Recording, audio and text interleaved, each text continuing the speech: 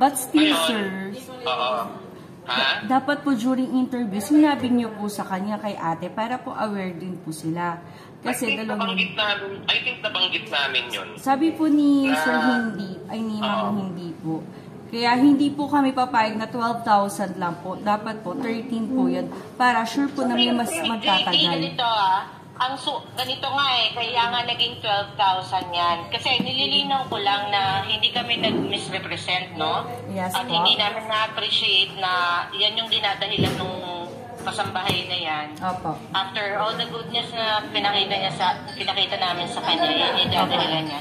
Ganito yung flow nung usapan natin last time, no? 11,000 lang yung supposedly sweldo.